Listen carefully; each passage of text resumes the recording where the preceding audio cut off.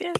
Hello, I'm Jashikins, and welcome to another episode of Jash Reads.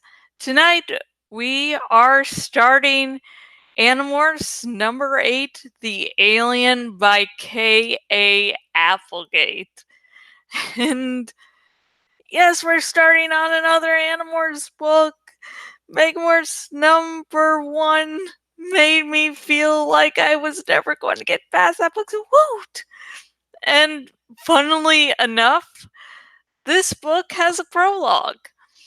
And what's even sort of, I guess, funnier, if you do watch everything I do on this channel, one, you are an angel. Two, my Aragon dramatic reading, the book starts off with a prologue too. Now I'm starting 2 dramatic readings, and both books have prologues. That that that isn't interesting to you, is it? Well, I would say that doesn't matter, but I am trying to keep your attention span throughout this video, so yeah. It's very important what you think. So, let's get started with Animorphs number 8, The Alien by K. Applegate. Let's get this prologue started. Yay! Before Earth. Prepare for return to normal space. Captain Nerfer said in Thoughtspeak, I was on the bridge of our dome ship. It was an amazing moment. I had never been on the bridge before. I'd always been stuck in my quarters or up in the dome. It was an honor to be on the battle bridge with the full warriors, the princes, and the captain himself. It was because I was Elfangor's little brother. An artist like me, a warrior cadet, wouldn't have been on the bridge otherwise. Especially not an artist who had once run into Captain Nerfer so hard he'd fallen over and ended up bruising one of his eye stalks. It was an accident, but still, it's just not a good idea for lowly cadets to go plowing into great heroes.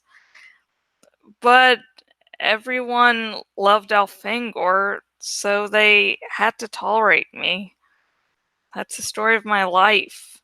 If I live 200 years, I'll probably still be known as Elfangor's little brother. We came out of Z-space, or zero space, a realm of white emptiness, back into normal space. Through the monitors, I saw nothing but blackness dotted with stars.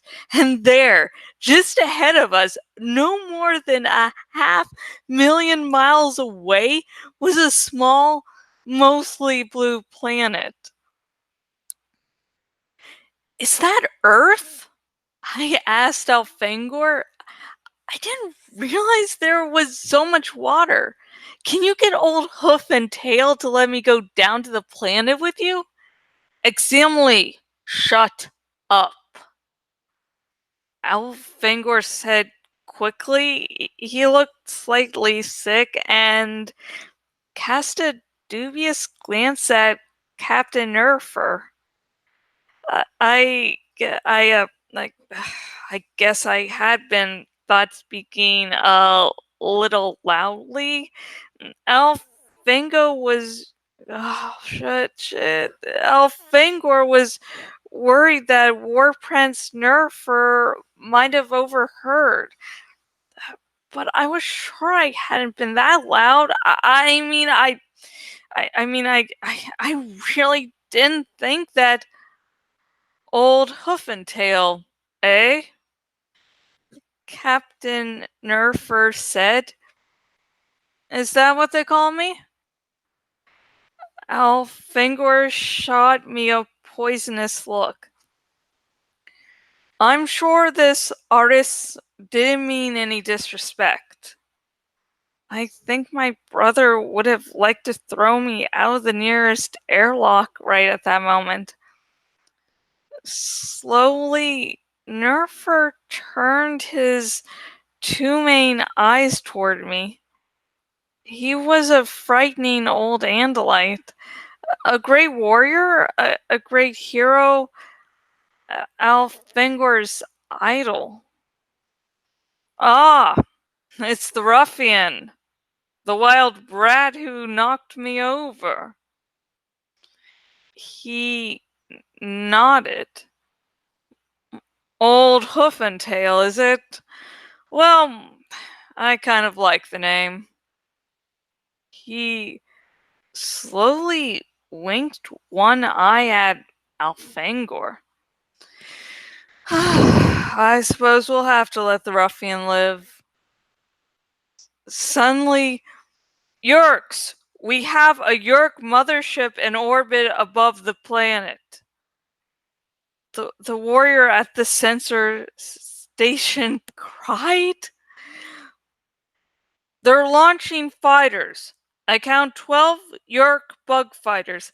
Another warrior cried. They're on an intercept course. They'll be in firing range in 12 Earth minutes. Captain Nerfer turned his base and his main eyes toward my brother, while his stalk eyes kept watch on the monitors. The humor was gone from his face. Prince Elfangor, it is time. Launch all fighters. But Elfangor hadn't waited for orders. He was already halfway out the door. My tail banged into the doorway as I plowed after him. Get to the dome, Eximly, Elfangor said. But I want to fight, I said. I can fly a fire as well as. Do not argue with me, Eximly. Aris, do not go into battle. You are not a full warrior yet. Go to the dome. You will be safer there. I don't want to be safe, I said.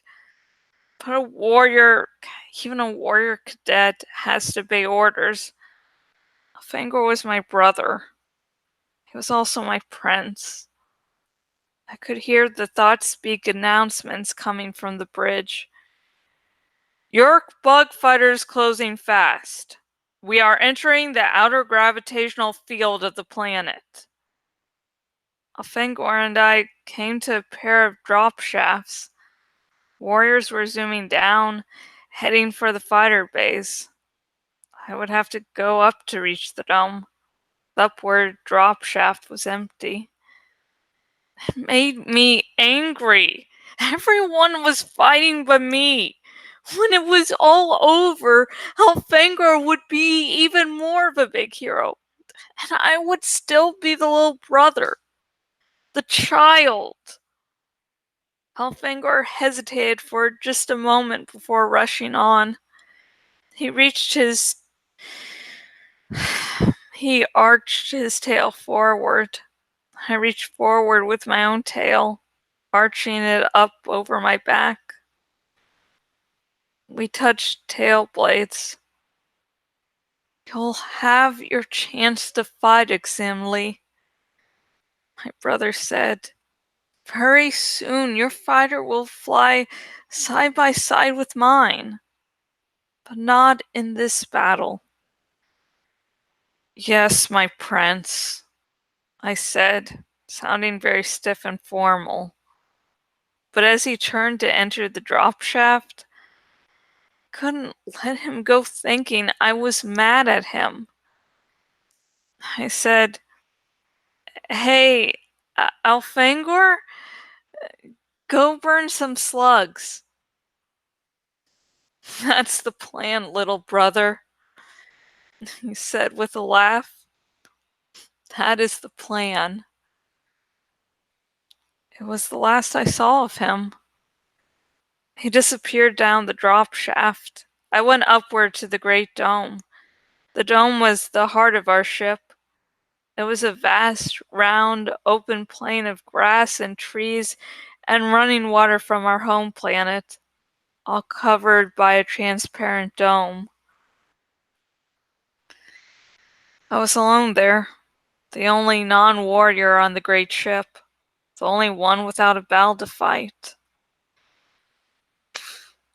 I could see the blue planet above me, hanging in a black sky. It had a moon, just a dead ball of dust. But the planet looked alive. I could see white clouds swirling. Its yellow sun's light sparkled off the vast oceans. This planet was known to be inhabited by a reasonably intelligent species. We had learned a little about them in school. My main eyes were drawn to the brilliant flares of engine exhaust as our fighters lanced toward the onrushing Yeerks. I was far from the battle bridge now, beyond the range of their thought speak. I heard nothing in my head, and my ears heard only the sound of a gentle, artificial breeze ruffling the leaves of the trees. I stood on blue-green grass and watched tiny pinpoints of light as the battle was joined in orbit above the blue planet. And then I felt it. A tremor that rolled through my mind, a wave of coldness, a premonition like a waking nightmare.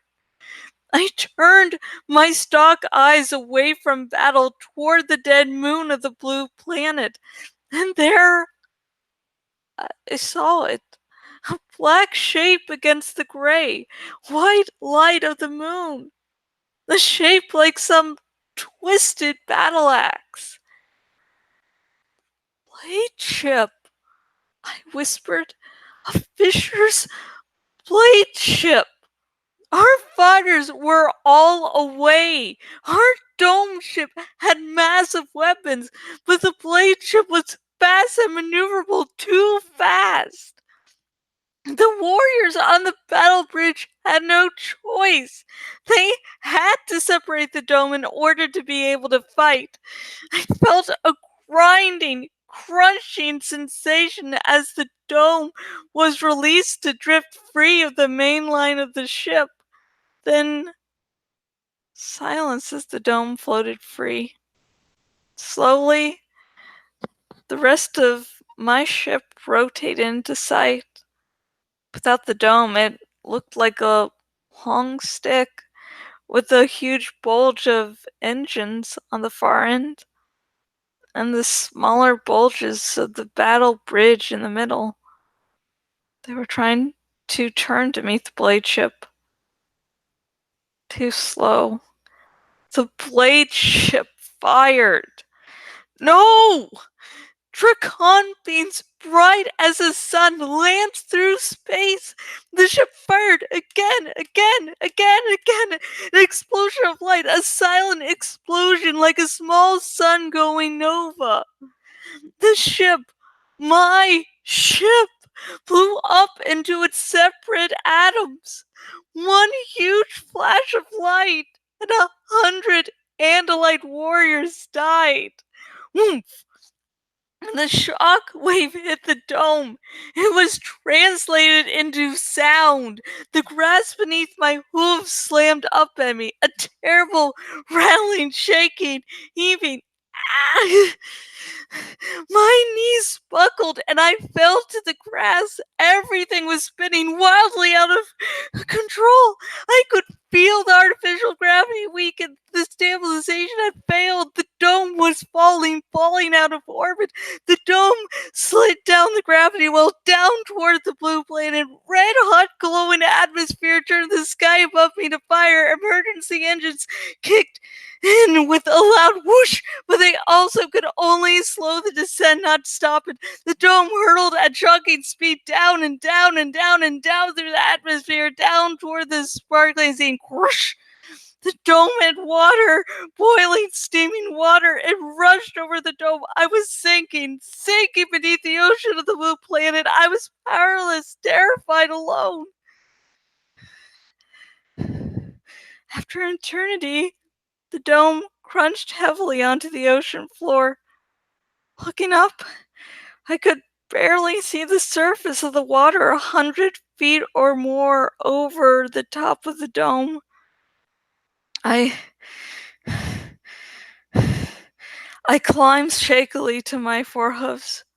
I was standing on a vast, open plain that was a piece of my own planet. A blue-green park, hidden deep beneath an alien sea. And there I waited for weeks. I sent out thought speak cries to my brother. I knew he would save me, if he still lived. But in the end, it was not Elfangor who found me. It was 5 creatures from the planet. 5 humans, as they call themselves. They were the ones who told me of Elfangor's last minutes of life. He had broken anti-law and custom by giving these humans the power to morph. I was shocked, but tried to hide it. They had witnessed Elfangor's death. His cold-blooded murder by the Yeerk overlord, Fisher 3. Fisher 3, who slaughtered my helpless, wounded brother. Fisher 3, the only Yeerk ever to infest and control an Andalite body. Fisher 3, known to all Andalites as the Abomination, the only Andalite controller. He had killed Elfangor, and I had inherited a terrible burden. By Andalite custom, I would be required to avenge my brother's death. Someday, I would have to kill Fisher 3. And that's the nice, lovely starter to this nice, happy book. You know, happy. Very happy.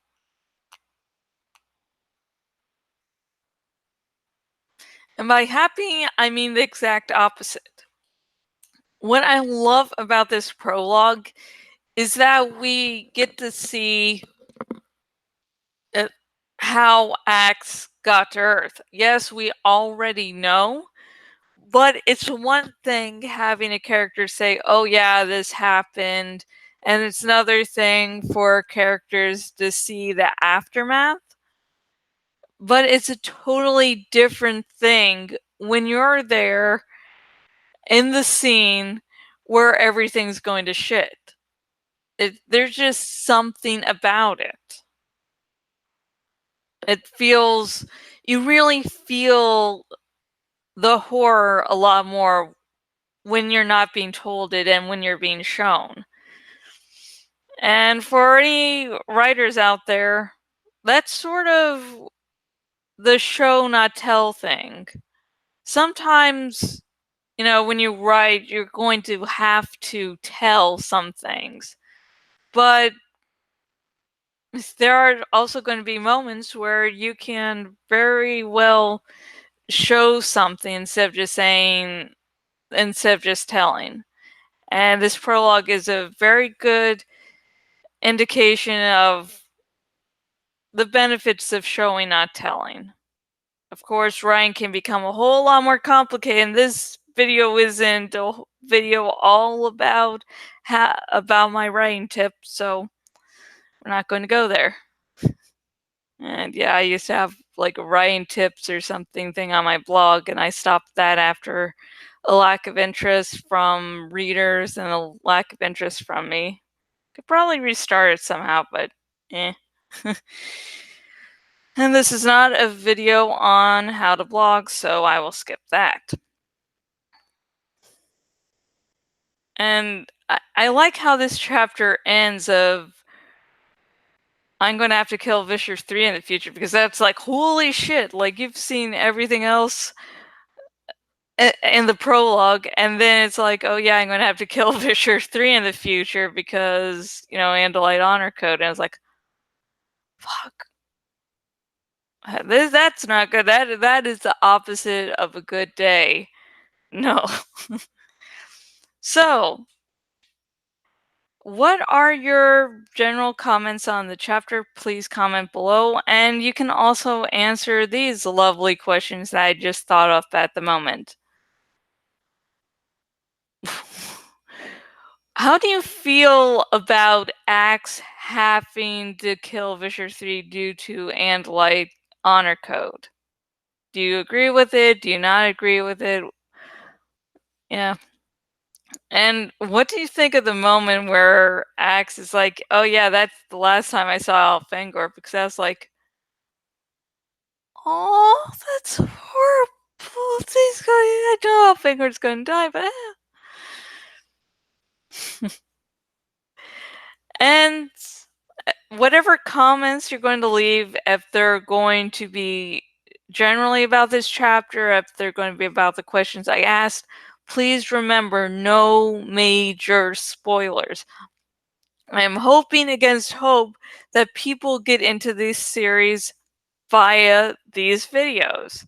So, if you've read the entire series before, you know there are some major twists and turns, and people shouldn't be spoiled because you should at least read the books once, not knowing what's going to happen. But if you do want to talk spoilers with me, if you are on the YouTubes, link in the description to my Tumblr Ask Box where you can ask away. Any questions, theories, whatever. And if you're going, but Jash, I don't have a Tumblr, lucky for you, I have the non-met asks option turned on, so you do not actually need an account. So, yay. And if you're one of those brand new spanking Animorphs, welcome. This fandom does not have cookies, but it does have cinnamon buns, aka humanity's greatest creation.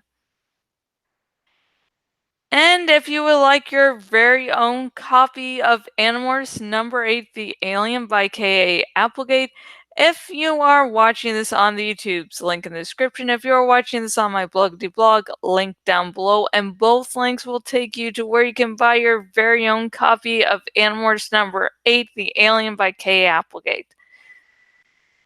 Now, I know you might not want to buy the book through those links for various reasons, but here's some things to keep in mind when you buy via those links. You will be getting your very own copy of Animorphs number 8, The Alien by K. Applegate. You will be helping to support K.A. Applegate, and you will also be helping to support this blog. So, you can think about that. Guilt. Maybe it'll work. Will it? Will it? No, it doesn't work like that. No. Always worth a try, Eh. And if you're watching this on the YouTubes, please like this video you if you just don't like that Andalite honor code that's like, hey, Axe, you're not even a warrior yet? Oh yeah, but since your brother was killed by Visher 3, you get to kill him! You have to kill him, or else you're a horrible person. If you do not like that, please like this video. And also remember to subscribe, because I will be reading all of Animorphs number 8, The Alien by K. Applegate, and will also be reading every other book in the Animorphs series, so you don't want to miss a thing. So please subscribe.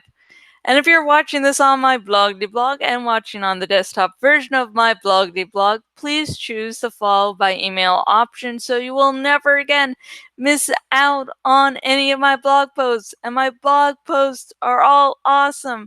They're not just these Jash Reads videos where I do dramatic readings of the Animorphs series and Inheritance Cycle, but there are full reviews, mini reviews, fan fictions, a bunch of other stuff to have fun with. So, please check it out. And the next episode of my Animorphs dramatic reading will be on Monday. So it'll be a great start to your week since there's Mondays aren't really happy, stereotypically speaking. You can, brighten your day with new episodes of my Animorphs dramatic reading. So stay tuned then. Tune in. Whatever. And until Monday,